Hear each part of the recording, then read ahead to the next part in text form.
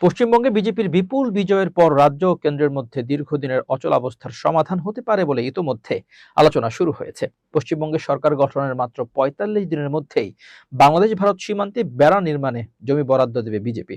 BJP নেতাদের বরাতে ভারতীয় সংবাদ মাধ্যম এনডিটিভি এক প্রতিবেদনে এ তথ্য জানিয়েছে। সংবাদ মাধ্যমটির প্রতিবেদন অনুযায়ী ভূমি অধিগ্রহণ প্রক্রিয়াকে অগ্রাধিকার দিয়ে যুদ্ধকালীন তৎপরতায় বেড়া দেওয়ার কাজ সম্পন্ন করা হবে। বিজেপি তার নির্বাচনী ইশতেহারে প্রতিশ্রুতি দিয়েছে যে সরকার গঠনের ৪৫ দিনের মধ্যে ভারত বাংলাদেশ সীমান্তে বেড়া দেওয়ার জন্য জমি বরাদ্দ করা হবে। প্রতিবেদনে বলা হয়েছে, বিজেপির প্রধান লক্ষ্য হলো সীমান্ত পার হয়ে অনুপ্রবেশ শূন্যের কোঠায় নামিয়ে আনা। রাজ্য সরকারের পূর্ণ সহযোগিতায় বিএসএফ এবং পুলিশ যৌথ অভিযান চালাতে সক্ষম হয়, যার ফলে সীমান্ত জেলাগুলিতে বর্তমানে যে জনতাত্ত্বিক পরিবর্তন ঘটছে তা রোধ করা যাবে। এ লক্ষ্যে দলটি শনাক্ত করো, নির্মূল করো এবং বিতাড়িত করো নীতি বাস্তবায়নের প্রতিশ্রুতি দিয়েছে।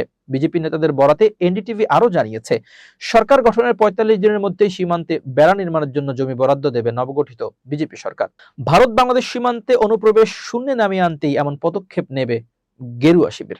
বিজেপি নেতারা বলছেন, বিএসএফ ও পুলিশের যৌথ অভিযান জোরদারের পাশাপাশি কেন্দ্রীয় তদন্ত সংস্থাগুলোকে স্বাধীনভাবে কাজ করার সুযোগও দেবে মোদী সরকার। এক দশক ধরে পশ্চিমবঙ্গ জয় করতে মরিয়া ছিল ভারতীয় জনতা পার্টি বিজেপি।